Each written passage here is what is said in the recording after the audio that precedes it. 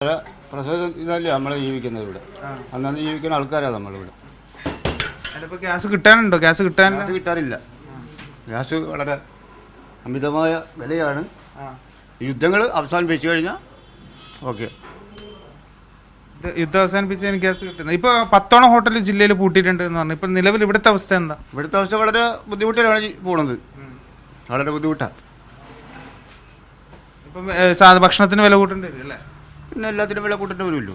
ഈ പാചകവാതകം വിതരണം ആലപ്പുഴയിലും സ്തംഭിച്ചിരിക്കുന്നത് വളരെയധികം രൂക്ഷമായ രീതിയിൽ തന്നെയാണ് മുന്നോട്ട് പോകുന്നത്. കാരണം ഇന്നലെ മാത്രം 10ഓളം ഹോട്ടലുകളാണ് ഇതേ ജില്ലയിൽ അടച്ചിരിക്കുന്നത്. ബാക്കി ഉള്ള ഹോട്ടലുകളൊക്കെ ഇപ്പോൾ ഏകദേശം ഒരു ദിവസം 1-2 ദിവസം ഇടപെട്ട് മാത്രം തുറക്കുന്ന ഒരു സാഹചര്യത്തിലേക്കാണ് ഇപ്പോഴുള്ളത്. കാരണം പാചകവാതക പ്രതിസന്ധി ഇപ്പോൾ ജില്ലയിലും അതിരൂക്ഷമായി തന്നെ തുടരുകയാണ്. മറ്റുള്ള സംസ്ഥാനങ്ങളിലും അതുപോലെ മറ്റ് ജില്ലയിലുള്ളതുപോലെ ആലപ്പുഴയിലും അത് വളരെയധികം ബാധിച്ചിട്ടുണ്ട് എന്ന് തന്നെയാണ് പറയേണ്ടി വരുന്നത്. അതായത് ഇപ്പോൾ ഇനിയിപ്പോൾ ഇത് പ്രതിസന്ധി തുടരുകയാണെങ്കിൽ വലിയ രീതിയിൽ തന്നെ ഇത് ഈ ഭക്ഷണത്തിനുള്ള വിലയും കൂടും. കാരണം ഒട്ടുമിക്ക ആളുകളും ആശ്രയിക്കുന്നത് ഇത്തരത്തിൽ ഈ ഗ്യാസ് ഉൾപ്പെടെയുള്ള വാതകത്തെയാണ്. അതായത് മറ്റ് ചായ ഉണ്ടാക്കാനും മറ്റും ഉപയോഗിക്കുന്നത്.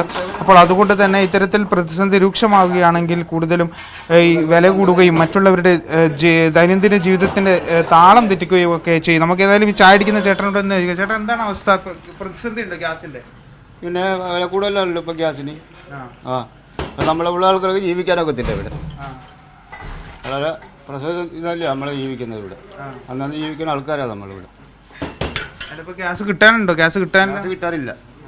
ഗ്യാസ് വളരെ അമിതമായ വിലയാണ്. യുദ്ധങ്ങൾ അവസാനിപ്പിച്ചു കഴിഞ്ഞാൽ ഓക്കെ. യുദ്ധം അവസാനിപ്പിച്ച് ഗ്യാസ് കിട്ടുന്നത്. ഇപ്പൊ 10ഓളം ഹോട്ടൽ ജില്ലയിൽ പൂട്ടിയിട്ടുണ്ട് എന്ന് പറഞ്ഞു. ഇപ്പൊ നിലവിൽ ഇവിടുത്തെ അവസ്ഥ എന്താ? ഇവിടുത്തെ അവസ്ഥ വളരെ ബുദ്ധിമുട്ടിലാണ് പോണത്. വളരെ ബുദ്ധിമുട്ടാണ്. ഇപ്പം ഭക്ഷണത്തിന് വില കൂട്ടേണ്ടി വരും അല്ലേ? പിന്നെ എല്ലാത്തിനും വില കൂട്ടേണ്ടി വരുമല്ലോ. യെസ്, അത് തന്നെയാണ്. അതായത് ഞാൻ നേരത്തെ സൂചിപ്പിച്ചതുപോലെ 10ഓളം ഹോട്ടലുകൾ ഇന്നലെ തന്നെ പൂട്ടിയിട്ടുണ്ട്. ബാക്കിയുള്ള ഹോട്ടലുകളൊക്കെ തന്നെയും 1-2 ദിവസം ഇടവിട്ടാണ് തുറക്കുന്നത്. അപ്പോൾ എല്ലായിടത്തും പ്രതിസന്ധി രൂക്ഷം തന്നെയാണ്. നമുക്കിത് ഇവിടെ ഇതിന്റെ ഈ ഹോട്ടലിന്റെ ഓണർ കൂടിയുണ്ട്. ചേട്ടൻ എന്താണ് അവസ്ഥ നിലവിൽ? വളരെ പരിതാപകരമാണ്. ഗ്യാസ് ഇന്നലെ 2 കൊടുത്തത്. ഞങ്ങൾ 3-4 ഒക്കെ എടുത്ത് സ്റ്റോക്ക് വെക്കുന്നതാണ്. പക്ഷെ ഇന്നലെ വന്നിട്ട് 2 കൊടുത്തത്.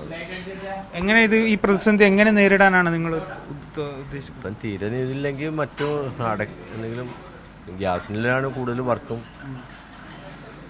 അതുമായിട്ട് ബന്ധപ്പെട്ട് കുറേ ബുദ്ധിമുട്ടുകൾ വരും. ഇനി വരും ദിവസങ്ങളിലൊക്കെ ഇനി അറിയാൻ പറ്റുള്ളൂ. ഇപ്പം നിലവിൽ പ്രതിസന്ധി ഉണ്ടോ?